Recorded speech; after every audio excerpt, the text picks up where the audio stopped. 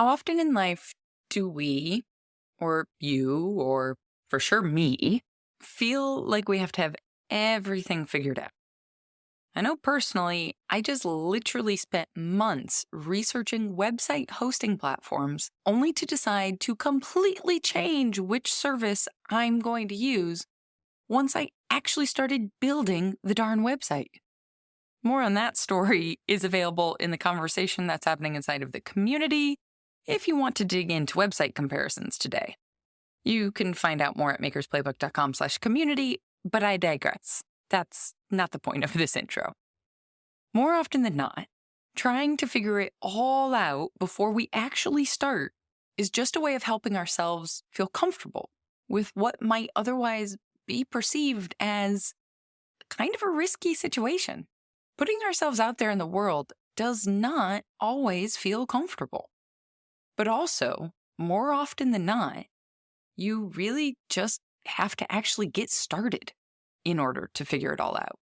In fact, this is not the first time you're hearing me start a podcast episode with this topic. If you've been listening to this podcast even for just the last month or so, we just talked about this with Juliet Davin back on episode 316. But let's be realistic. That doesn't mean our desire to have it all figured out has stopped. Now, does it? At least not for me. So this week, I'm bringing another perspective to that conversation. Horacio Casillas is currently a resident at Companion Gallery, and he's in the middle of, well, thinking. He doesn't have the next 5 steps down the road figured out yet, but he is slowly, intentionally taking the next step. And that, my friends, simply focusing on the next step is more often the key. And if the uniqueness of Horacio's work is any encouragement, well, I need to really stop obsessing over figuring out everything and just get started already. I hope this conversation is as encouraging for you as it was for me. But real quick, before we dig in, a big thanks to Amico for currently sponsoring the podcast. You may have noticed that Amico isn't taking direct orders on their website currently, and while that may seem like a bad thing, the reason for it is pretty awesome. For the past 8 months, Amico has been focusing on supplying their distributors first. In other words, they're focused on making sure your favorite local shops are supported before even their own website. You can easily pick up your favorite glazes like Potter's Choice Honey Flux or Rainforest Celadon on the shelf of your local clay shop, and obviously avoid those extra shipping costs in the process. Naturally, high demand and supply issues have made it hard to keep stores stocked these days. But Amico is dedicated to supporting your favorite small businesses first, now and in the future. And that, my friends, is putting your money where your values are, which you know I'm all about. If you don't yet have a favorite local shop, you can find an Amico distributor near you by visiting amico.com/dealers. Now, on with the show. Welcome to the Maker's Playbook, the show where we talk all about what it's really like to make a living from the things you make. I'm your host, seasoned entrepreneur of 12 years, Rebecca Ikiskara. Hey, Horatio, welcome to the podcast. Thanks. Since we're already laughing about it, before I get ahead of myself, how would you introduce yourself? My name is Horacio Casillas. I am currently a resident artist at Companion Gallery. And yeah, I guess I'll just say a little bit about my work. It's very personal, very spiritual. I am a practicing Catholic, and so I think that just informs most of what I do. I will say your work jumped out to me on the internet because I don't know. I feel like I'm going to stereotype the arts world now, like having been raised Catholic, and, you know, the arts world, generally you say something about religion and it's like it's this bristling behind. And then I'm kind of like backtracking of like, yeah, but I'm not that kind of Catholic. Yeah. It does. I do find myself having to, in a way, like really defend my faith, but also defend me being in the art world, you know? Yeah, it goes both ways. Yep.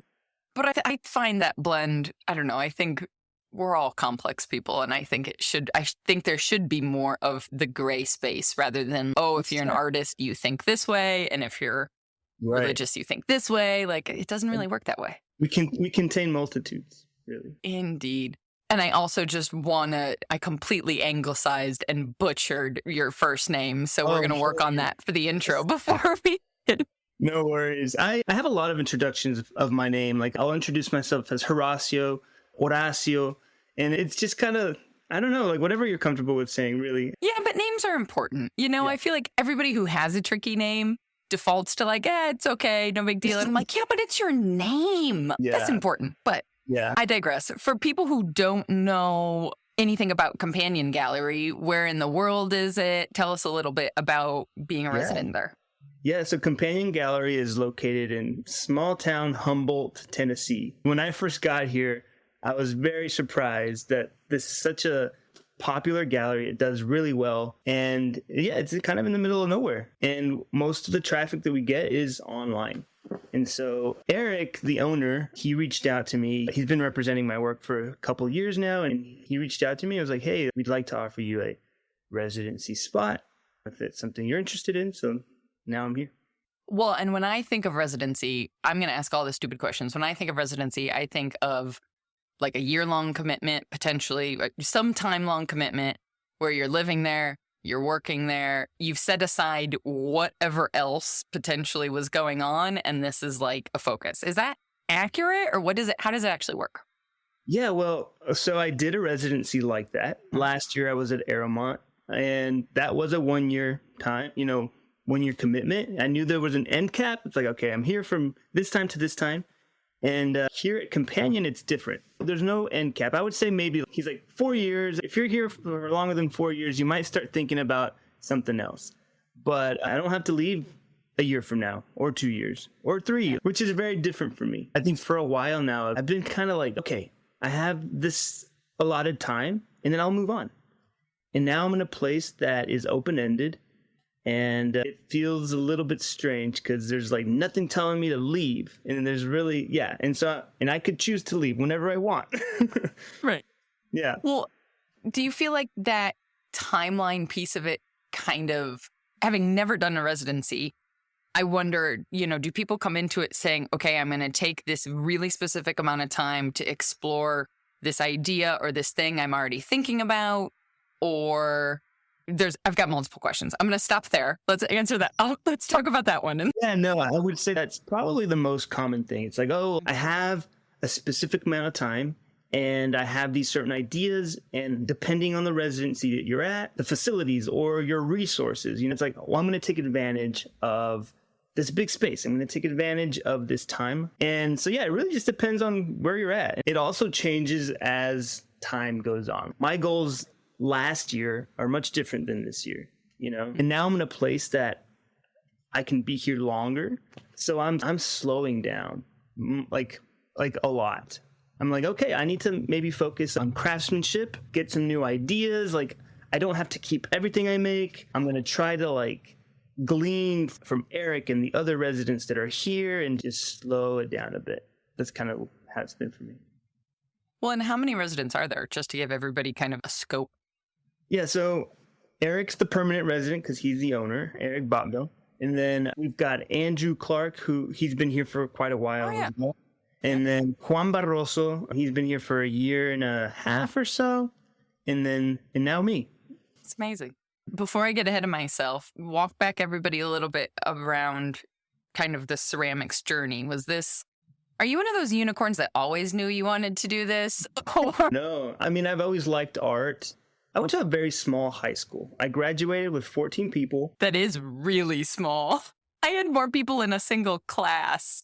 Yeah, exactly. Yeah, so our art department was like non-existent. But there was just always something about, like, I'm not really like a sports guy. I'm like, there's always been something more, me leaning more towards art. So when I went to college, I was undeclared for like a couple of years because I was just taking all sorts of different classes, didn't really know what to do. But I think the constant was art classes. It's like, oh, I'm acing on my art classes. I'm going to go take a language or a business class, which I did poorly in. but all my art classes were... So let's be self-employed. Yeah, exactly. I took my first pottery class and then I was hooked. And then after undergrad, I was like, what's next? I need it. So I went to grad school, I guess which I've got, yeah, Yes. we can get into that later. I don't know. I've got some different ideas about grad school, but... Corey Brown was just on the podcast, and I think we might have touched upon a few of those themes as far as the necessity and the debt and there's options. There's options out there, people. Yes. It doesn't have to be the only. Right. If I had known, I didn't realize that craft schools like Aramont existed. I didn't know it was a thing. I didn't know that I could take workshops or residencies, I'm like, do that before you think about grad school, unless you're like, I want to teach, True. Yeah. Yeah. Which I also find, okay, I'm getting off the subject, but it's aggravating for me as someone who has been a practicing artist, owning a business for over a decade, that I can't go teach a business class for artists at a traditional institution because I don't have an MFA. Yeah. I'm like, why would I go into tens of thousands of dollars of debt to teach one class? It's like, I've got more real world experience but anyways, I digress. This isn't about me. Well, that's a class I could have definitely used, in school. And I wish that they would allow those things, but I'm getting more and more, slowly getting more emails from traditional universities about speaking as a one-off for professional practice classes. Because the professional practice, we didn't even call that. But when I was studying graphic design, it was like, okay, your final semester of senior year, you were designing your resume and you were putting together a portfolio, and there you go. That's all you need. yeah. It didn't work. Well, so how long ago was that? When did you go straight from grad school to Aramount, or? No, so I graduated in 2018 from grad school. And then, what was it? I guess I did a 1-year residency right after grad school that I wasn't associated with the school. And then I went to Aramont as a work study just for the summer. And then when that was over, went back home because I didn't have anything lined up, and then the pandemic hit. So it was residency after grad school, then lived at home for 2 years. And then I applied to Aramont for the residency, and the call was like, hey, good news, bad news. You got it. Can you wait a year to come because of the pandemic? Sure. Yeah, I guess that's where it's at. Last year was the year I was at Aramont, and now I'm here. There's so many logistical questions that come to my mind. Yeah. So the good, at least that's on brand for the badness.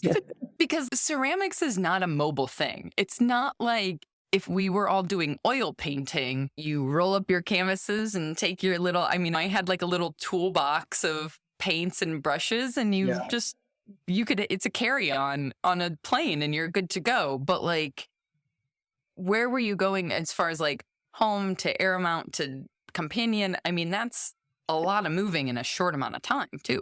Yeah, and it's long distances. Oh my gosh. Yeah, so where do I even start? Graduated. Well, where was home? Home is Texas. Okay. Yeah, home is San Angelo, Texas. My grad school was also in Texas. I graduated from UNT, University of North Texas. Which doesn't mean they were nearby, just for anyone listening. We're still 5 hours apart. I was going to say, the state of Texas is larger than some countries. So. Yeah. So I live middle of Southwest Texas, and Aramont is East Tennessee. So it took me, it's a 19-hour drive. But from the time I graduated from grad school to now, I have probably moved moved my stuff around, packed it all in my car, unloaded into a studio, put it back in my car at least 6 times. And gosh. And it's hard because as artists, we collect things, we are oh, that's potential project right there. I could use this in some way. I don't know how yet, and it's a lid to a Tupperware container, but we're going to keep it. Right, exactly. Yeah. And so I've adopted a minimalistic approach to life. My personal things, I don't have a lot of personal stuff, but my studio stuff is 90% of the things I own. And which is crazy, my room is bare. It's just a bed, Mattress on the floor. Yeah. So that's, yeah.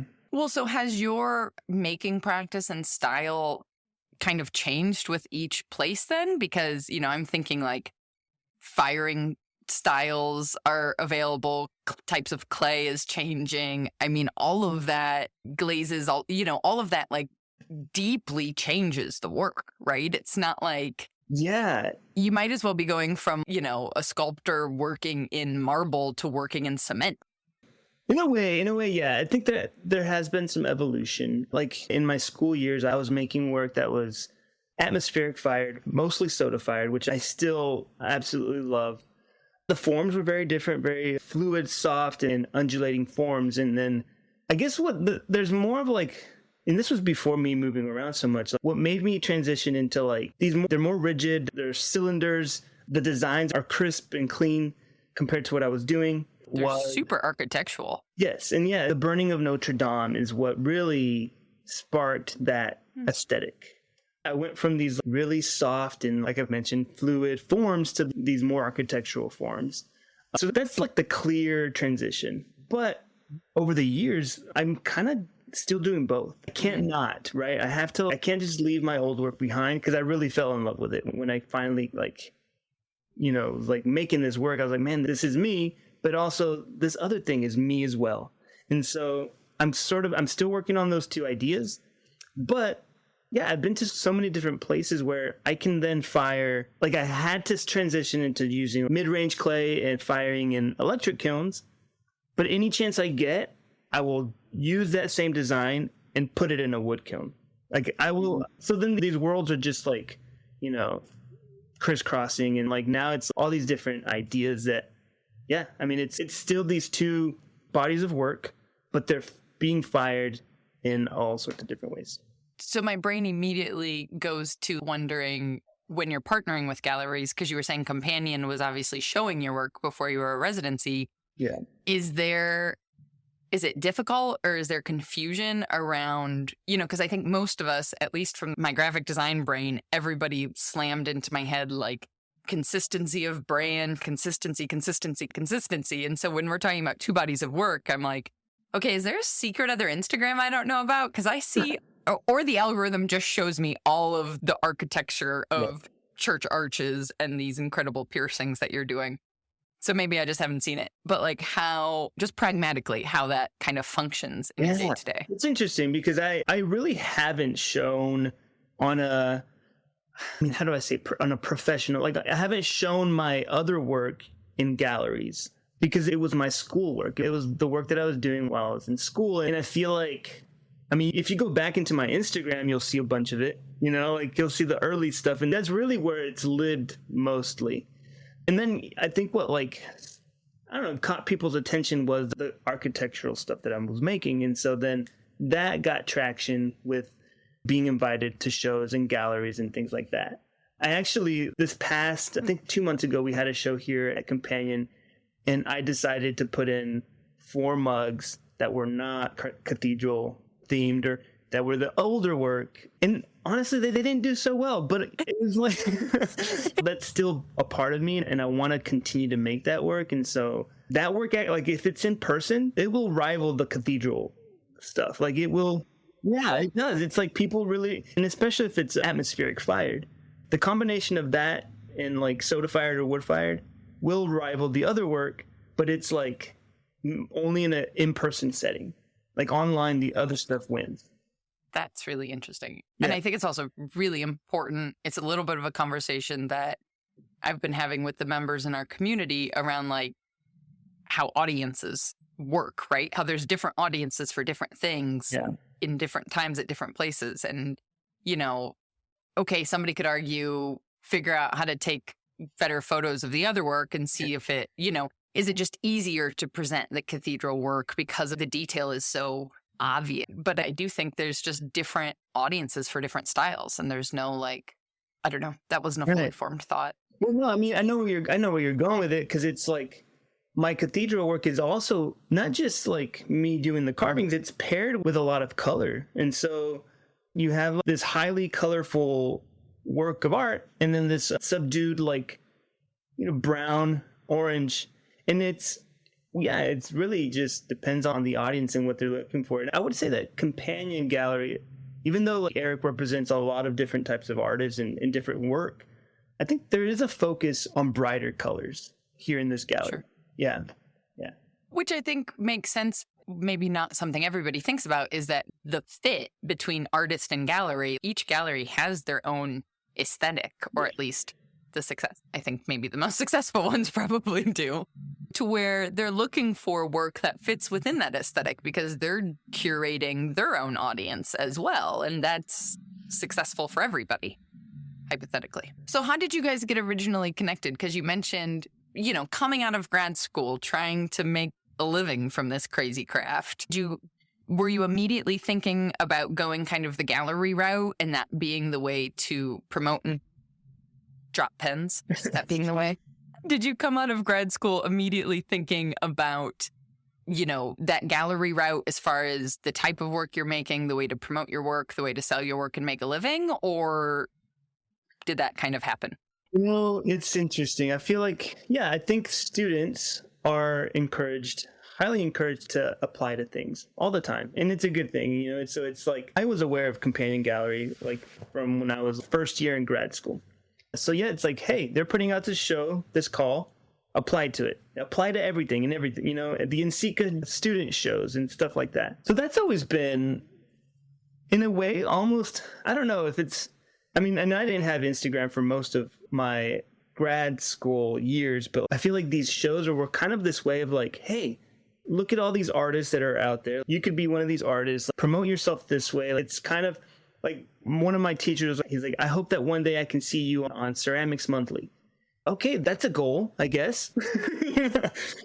Now I know what I'm supposed to do. Now I know what I'm supposed to do. And so that's kind of the mentality. I just let's see what I didn't really know what I wanted or where I was supposed to go with this career. Am I supposed to be in all these shows? Am I supposed to be am I going to be a professor someday, or am I going to be a full-time artist? Like, where does my work fit all in this big old ceramic world? And it's sort of been a little bit of everything. Oh, I'm going to move in this direction, but maybe I can also move in this direction, or maybe I'll just cast a wide net. So how does that then work for your actual kind of day-to-day making practice? Because I'm such a pragmatist.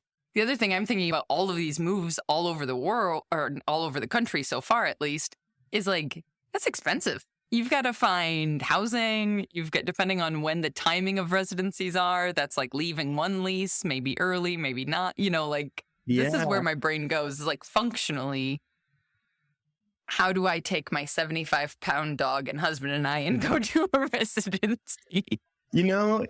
It's... while buying groceries. Yeah, it is not. Well, as you may know, and as others might imagine, that it's not easy, and it's probably not very practical. And I don't think that I would recommend it long term. It's like residencies are cool and they're really influential, but to live a life of residencies is probably not my recommendation. It's not what I want. It's where I am currently, but it's not easy because it's like, well, I guess if what makes it easier is that I am single. I don't have a partner. I don't have children. I can just move around, but I wouldn't say that it's even, I don't even know. I guess in terms of like a career, to gain traction with recognition, that it has been good. And I can't say that the residencies that I've done have not helped me, they have. But long term, I don't think it's the way to go. I don't think they were built for that either. We could talk about the historical part of them as far as indentured servitude, basically, but I don't think that's what Companion or Aramount is doing anymore. So that's a historical art conversation we'll leave to the college professors. And I think that they're intended, that's my assumption at least, having never done a long-term one, is that they're part of the reason that they have that time limit is that they're not meant to be able to be supportive of someone's full-time making practice for the long term. Right. Are there just like logistical or pragmatic things that you were able to do to make them possible as far as, I don't know, I know some residency programs help artists they have grant programs within themselves and as far as the financial support? Or were you just like, I'm going to sell as many pots on the internet so I can drive 19 hours? Well, luckily for me, before I went to Aeromont, I was living with my parents. And so that was extremely cheap, while also working a landscaping job, which actually paid really well. And so I just saved a lot. I saved so much during that time. And then when I got to Aeromont, the stipend wasn't big, but I mean, it was $500 a month, but I didn't have to pay for housing and I didn't have to pay for food for the first 4 months, which is, That's awesome. yeah, like I just ate with all the people taking workshops, and that was very helpful. I'm now in a place where like, I don't have either of those things. As much as I love being here at Companion, but there isn't a stipend and I do have to pay rent on a room. So I'm now, in a way, I'm trying not to get in too much into my savings, but now I'm like, okay, I have to rely on my pots, which I feel like for a while, I didn't really have to rely so much on my work or on my artwork, Yeah, that's huge. That's a big thank you also for sharing, because I think that's part of where my brain always goes is, you see people online and you're like, okay, but how does this work? Yeah. I'm looking at the cost of gas. Like, tell me how we do this. Yeah. Well, and so with relying on your artwork now, is that a combination of the galleries and then of what's kind of the typical way of people actually buying your work is what I'm getting?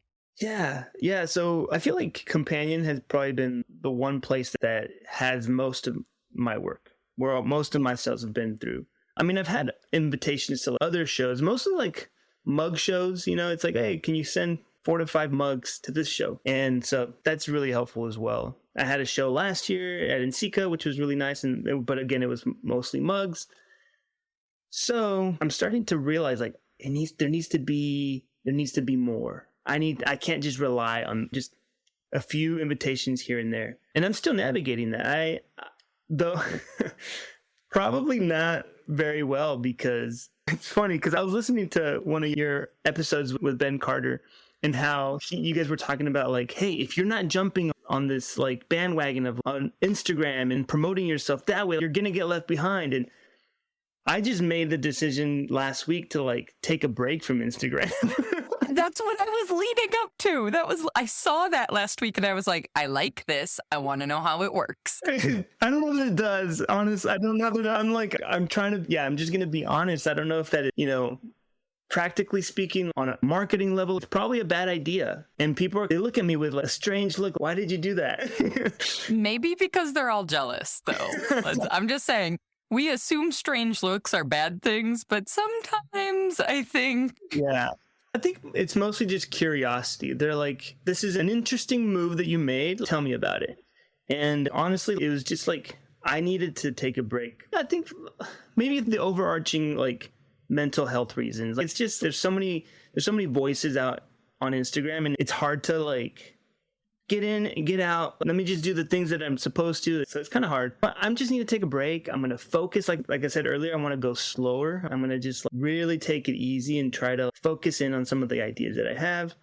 And luckily, my rent is really cheap, so that helps. I think there's a reason a lot of these residency places are not in like Manhattan. Like Tennessee is more manageable. Oh, yes. Yeah. For sure. Yeah. For sure. That's amazing. I feel like we're going to have you back for a follow-up to see how it all works out, because I'm 100% confident there are going to be some very curious people. Because I just got an email from someone, actually, it's probably been a little while because I've been slow to my emails, as you know.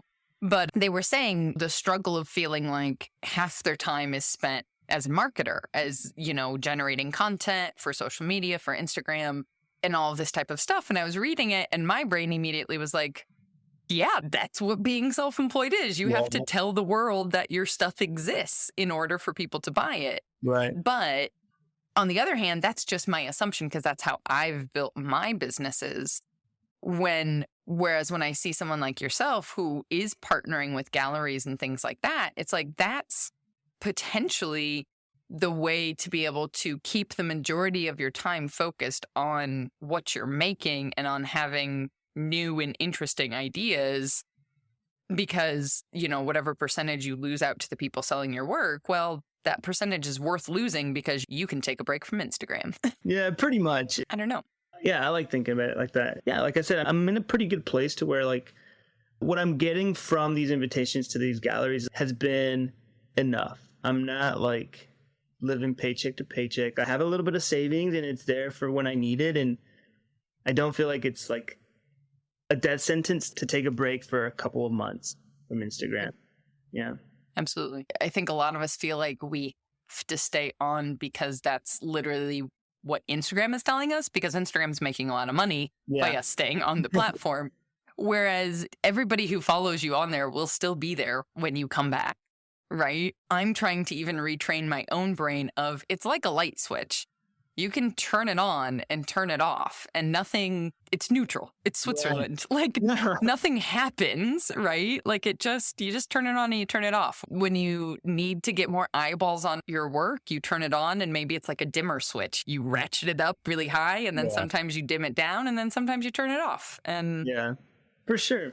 I will say that Instagram, like the invitations that I have gotten, I mean, yours included, have been because of Instagram. And so I know that it's not just like, I mean, I'm also pushing pause on potential invitations. So it's not just, I'm going to push pause on the social media. I'm kind of saying no to potential opportunities, which is kind of, that part does kind of suck, but in a way it's like, I told myself I'm going to take a break. I need a breather. I'm going to focus on some things. You should have at least timed it with Lent, because then you could just, like that's your... Right? I should have. You did this at the wrong time of year. That's funny. That makes sense. Oh, and this thus begins the Catholic jokes. Good luck, guys. It's all downhill from here.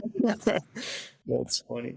Oh my gosh, I love it. No, I think it's important things to be, I'm forever preaching to be intentional and to be strategic around. There's not a right or a wrong. There's not a moral choice. It's just know that when you make that decision, you've intentionally made the decision to take a pause on social media. And by doing that XYZ may or may not happen. You're not doing it being like, well, who knows? You're like, okay, I'm aware that I might miss a message from somebody and I've planned for that and I'm okay. Yeah, it's very intentional, right? I mean, I have my reasons for doing it, but I also know the repercussions and it's like, I'm okay. I'm okay with, the ramifications of this. They're probably not that big of ramifications, It's not like I'm going to lose on such a huge opportunity, but I know for some people it is. I mean, there are some people who have 20 to 50,000 followers. And they're like, if I stopped, there would be people asking me if I died. Yeah. And I think this goes back to the being intentional with our choices bit is somebody like Florian Gadsby, who is monetizing social media, stopping his YouTube channel for 2 months would actually directly affect his revenue to buy groceries. Right. Whereas if that's not the crux of how you're building a business and making a living, if that's just a piece of the puzzle, well, you can turn it off for a little while and it's okay. Yeah. Yeah, for sure. So, anyway, enough about Instagram. I always wind up talking about Instagram. Oh my gosh. It's like pervaded all of life. Pervade is not the right word, but whatever. This is why I took a break. Exactly. And here we are talking about it. Oh my gosh. No. Well, tell us a little bit now that you're at Companion. What's kind of like your average week? What's life look like? Yeah. So I'll start with a comparison to last year at Aeromont. I lived on the campus. I had my personal studio that was open 24/7, walking distance, which I would say for me, I guess me personally, I'll speak for myself, that it wasn't very conducive to productivity. Now I have a 23-minute commute and the studio hours are from like 9 to 5, essentially. I have the key. I can come in whenever I want, but there are business hours. So it's like, it is still a gallery. So it has to be open from 9 to 5. And so I've just taken advantage of that. I'm like, I'm going to just treat this like I'm going to go to the studio either at 9, leave at 5, take weekends off. And that is new to me when it comes to working in clay. Like most potters are like, if that's all I do, I'm going to do it all day long, every day. That's most people's dreams too, right? That's the like, oh my gosh, I've touched clay. I want to quit my job and do this all day long. Right. But the reality, I guess, for me specifically is that if I approach it that way, I have so much going on in my head that it doesn't work for me. I can't be productive if I'm doing it all the time. So now I'm approaching it as, hey, yes, these are job hours, but I am more productive and I have goals that I'm like, hey, for this week, I'm going to work on this.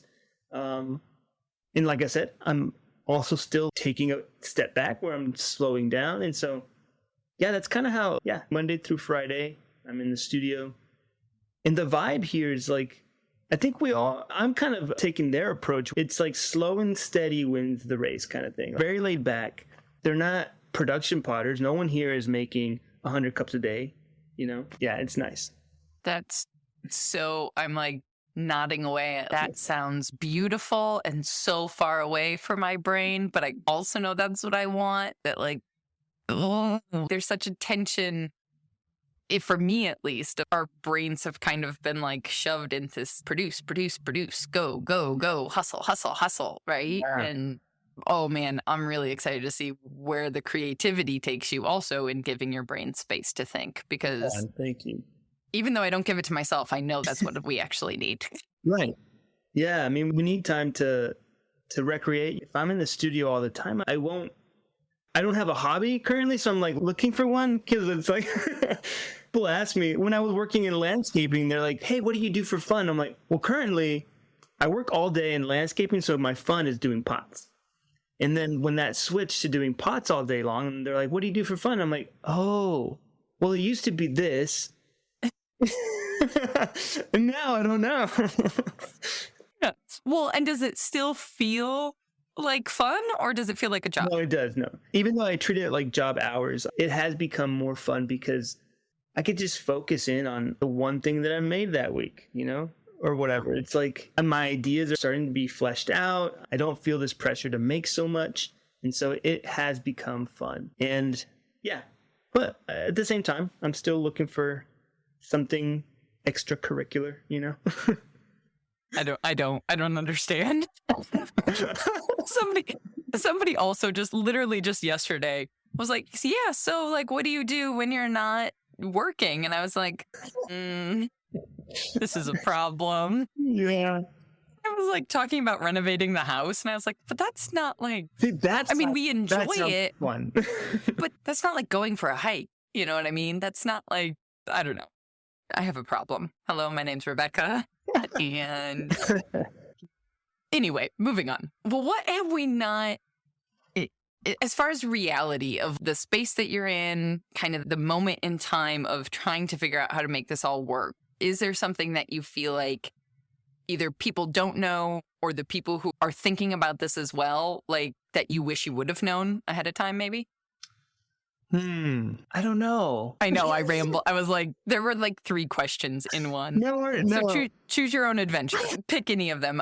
Either something that you feel like you didn't know before getting into this next phase, right? Coming out of school and figuring out how to make this work, that you wish you would have known. Or alternatively, something that people looking at what you're doing don't really realize about the reality of it. Right. Yeah. I think I didn't realize I'm on this journey of figuring out if I should go into teaching, if I should be a full-time artist. And honestly, it's like, I don't know what other options. Either you make your work full-time or you go and teach it, But yeah, it is competitive. It's such a competitive world. And I feel like, especially the teaching part of it, this past year, I did go through a few interviews for some universities. And yeah, well, I didn't get them, and it's okay. And you're like, and I'm here.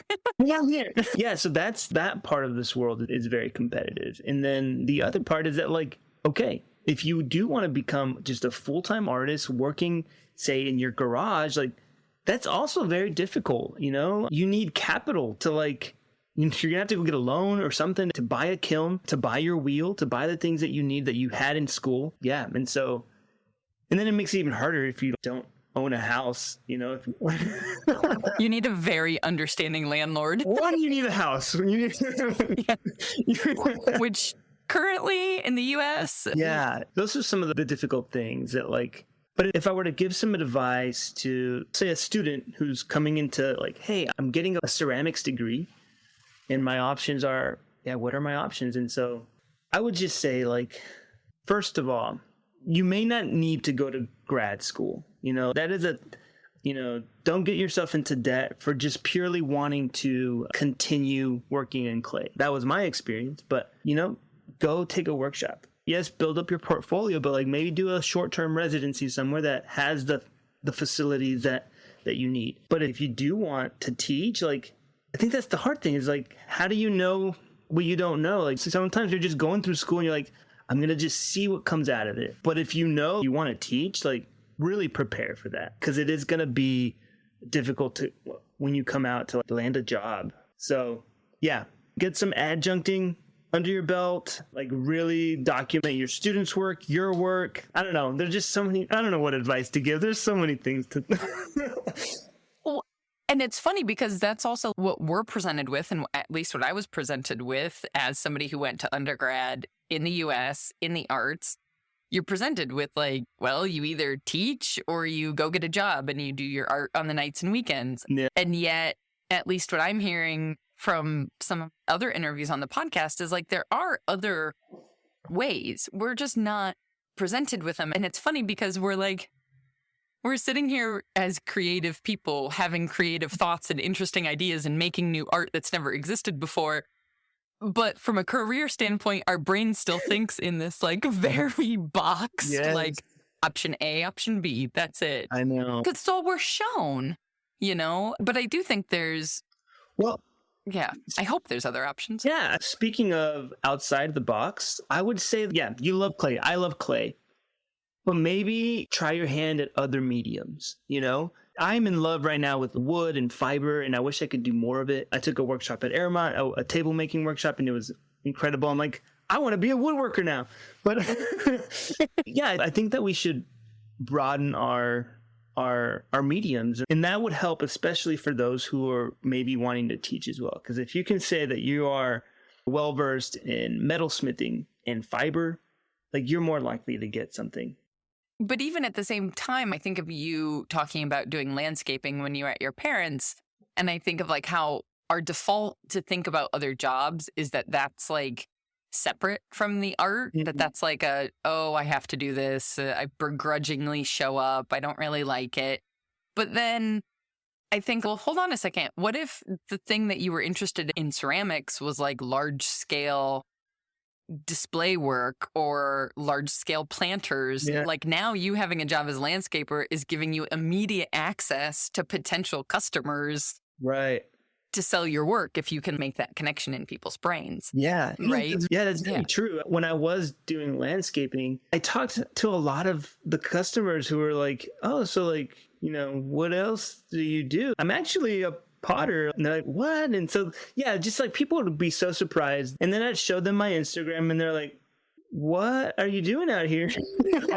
And I think that is it's like, we laugh about it, but it's kind of sad to think about. It's like, hey, someone who makes, say, a work that you like can also be doing these other jobs. And I think that they, like you mentioned, they should be able to work together.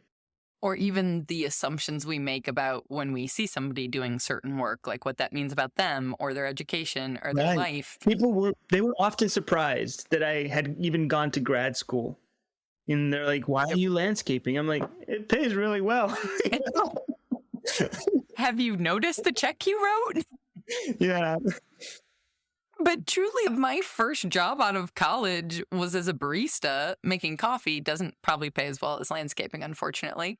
But what was so, well, at the time, frustrating, frankly. In the moment, I was like mad about it. But now, kind of looking back on it, I was making coffee for the kids who were coming from the university I had just graduated to, who like, they're doing like the different student groups and networking and all that. So they're in their like business casual clothes, and they're coming and they're like not really acknowledging the human being on the other side of the counter, right? They're just ordering, and they're like talking about what they're going to do after graduation. And I'm sitting back there going like, yep, like, come to me in a year and let me know.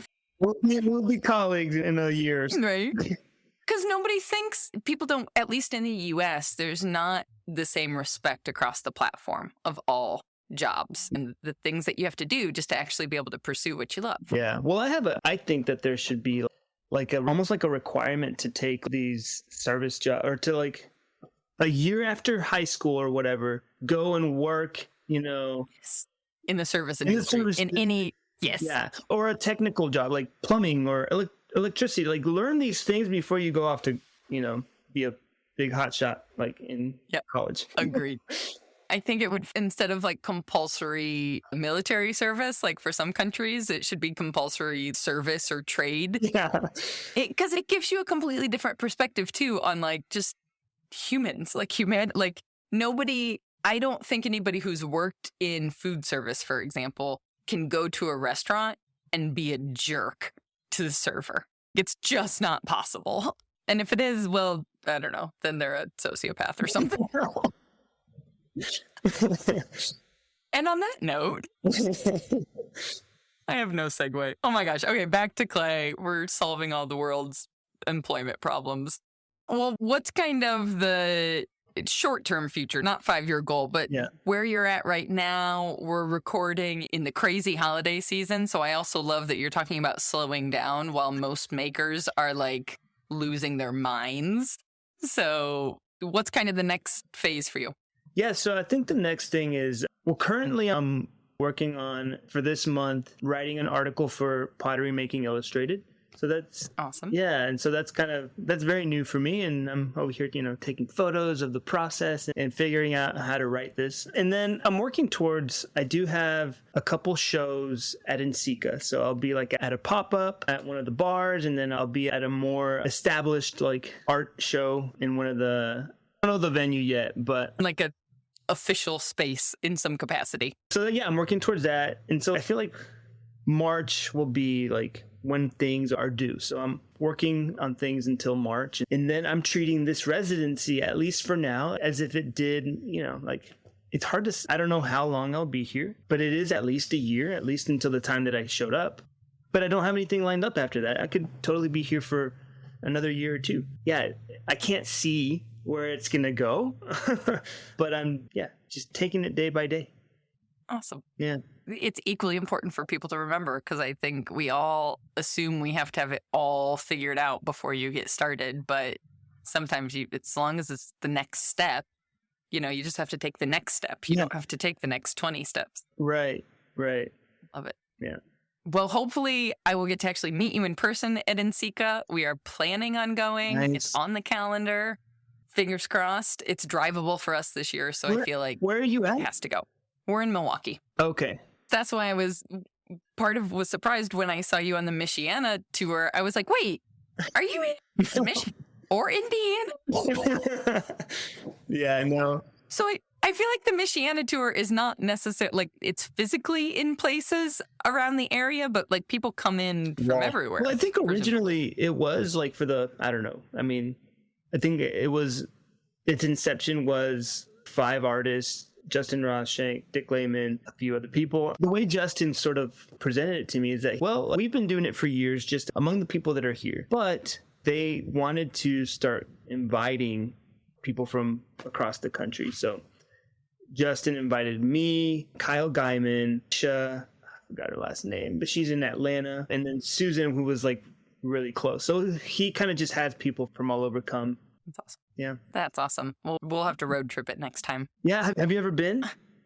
No. So I'm like, what's fun about this podcast is because I'm new to the clay world, I can ask all of the like newbie dumb questions that hopefully other people have, because it's all new to me. Like, I know some people, but they're like, on the one hand, I know some really obvious people that other people know. Like, when I first started the podcast, I could call up Simon Levin and be like, hey, will you let me interview you? And that was totally fine. But then on the other hand, people will say some other really obvious, like I knew nothing about Aeromount beforehand. Or I think in talking to Simon, he started talking about the bray. And I was like, excuse me, what is the bray? That was a year ago. I've come a long way. Nice. Or no, almost 2 years. Oh gosh. All right. Anyway.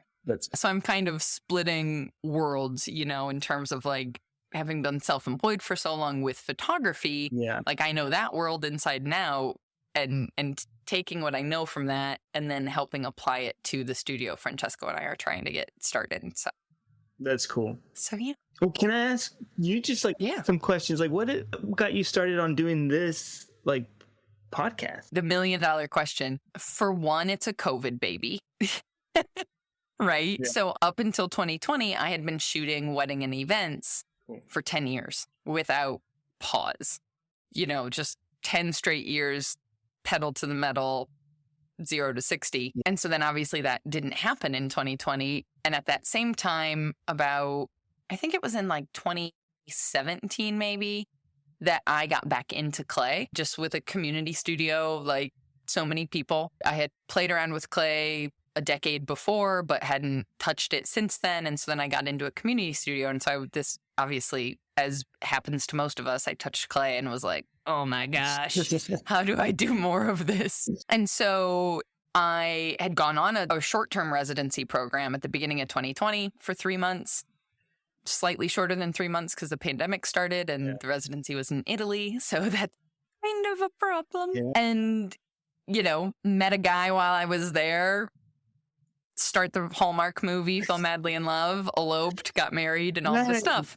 That's cool. And so throughout that whole year was trying to figure out, like, I was gradually following more and more ceramicists on the internet, but I knew enough from being self-employed to be seeing people's Instagrams and being like, but how does this work? Yeah. Right? Like, because all I was seeing was these, like, effectively Instagram influencers, who were super cute and always had the outfit and the room and the studio that's very Instagrammable. And clean for some reason. Like, all of the things. Like, there was no plastic anywhere. I was like, why is there nothing covered in plastic? Yeah. Like, what's going on? And so I was looking at what everybody was putting out onto the internet and it was like, yeah, but are you, like, when people would say, oh, we're doing a shop update, and then they would say, we're sold out, my brain was like, okay, so how many pots did you actually make? Because being sold out of 20 pots that are $20 each is not going to pay the mortgage compared to being sold out of 2,000 pots that are $20 each, or 100 pots that are $100 each, or, whatever, like knowing so I basically just wanted to answer all those questions. that's cool. I thought a podcast would be an easy way to do that. And then I had to learn audio editing, and it's not that easy, but that's okay. I still like it. That's cool. Yeah. It's funny how things, as difficult and traumatic as COVID was for so many people, I feel like I got lucky in the sense that it gave me the opportunity to, like, actually reflect, like how you're talking about slowing down and reflecting on life and being like, okay, wait, what do I actually want to do? How do I want to spend my time? How is this going to work long term? Yeah. So That's awesome. yeah. And so then Francesco, you said, is your husband's name? Yep. Does he also work in clay? Or He is the professional. Ah. He has about over 7 years of production pottery experience. So he is the guy who will gladly sit down and throw, 100 mugs in a day, yeah. like not breaking a sweat and still being clean. That's the part. Like, I walk into the studio and I walk out and I have clay on me and I haven't even made anything.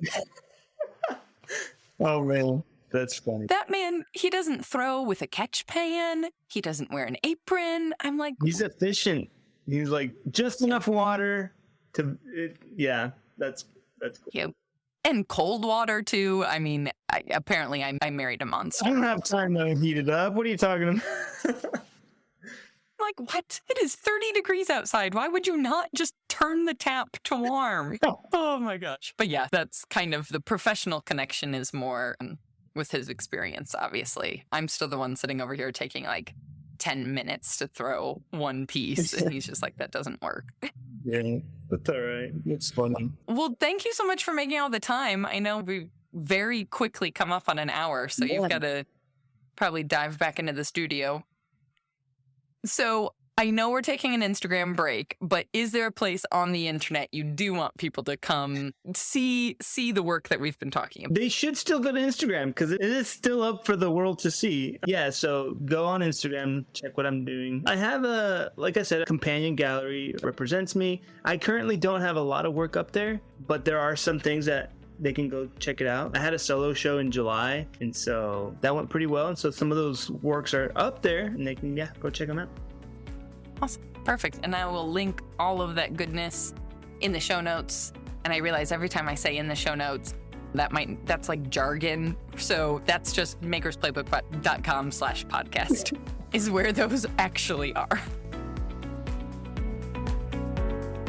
Figuring out a way to support yourself that allows you to take this creative making practice a bit more day by day.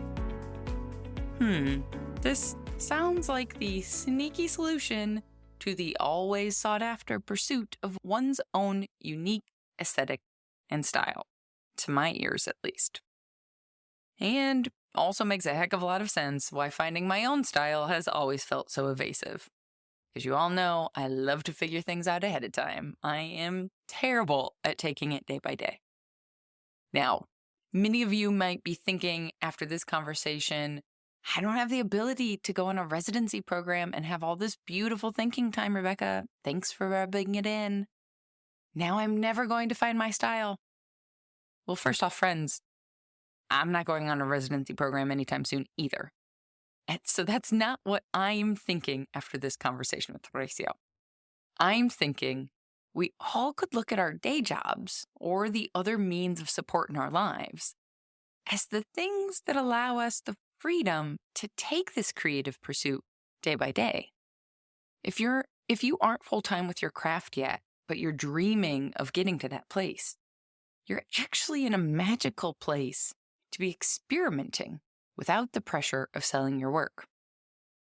Perhaps think of that day job as the support system that's similar to Horacio's residency.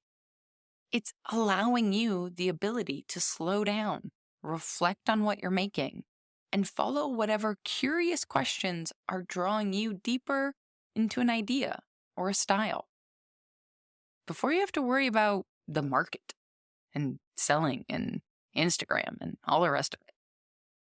I'm thinking out loud over here on this side of the microphone, so I'm going to wrap this up now before I ramble on by myself for another 15 minutes. A big thanks, as always, to Amico for sponsoring the podcast. You may have noticed that Amico isn't taking direct orders on their website currently, and while that may seem like a bad thing, the reason for it is pretty awesome.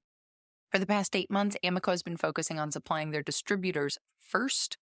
In other words, they're focused on making sure your favorite local shops are supported before even their own website.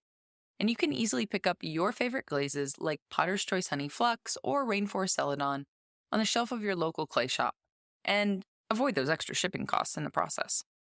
Naturally, high demand and supply issues have made it hard to keep stores stocked these days, but Amico is dedicated to supporting your favorite small businesses first, now and in the future. And that, my friends, is putting your money where your values are, which you know I'm all about. If you don't yet have a favorite local shop, you can find an Amico distributor near you by visiting amico.com/dealers with an S, plural. All right, my friends, the end of the year is barreling towards us. And personally, I cannot wait to share all that I'm planning and dreaming of bringing to you in 2023. I have 2 hints. I don't have it all figured out yet, so I'm not sharing everything, but I do know 2 really obvious hints for you. Do you have an old DSLR, regular old camera, collecting dust because you don't know how to use it and you just use your cell phone instead? Or, and possibly, do you feel like if you knew how to actually control the lighting in your photos, your photographic world would be changed forever? Yeah, I've got a lot planned. And I'm going to be spending most of December working on that plan so that I can bring all of these new resources to life for you. So, the absolute best way to stay in the know as to what I'm planning and plotting and scheming over here on this side of the computer is to be on our email list. We all know we can't trust the algorithms to get us the info we really want. So you can sign up at makersplaybook.com/newsletter. Plus, when you do that, you are going to be sent my first 3 favorite steps to taking better photos faster. So wipe the mud off your hands and pop on over to makersplaybook.com/newsletter to sign up now so you don't miss a single announcement due to those algorithm gods, robots, whatever they are. All right, my friends, until next time, go get back to making your dreams a reality, because together we've got this.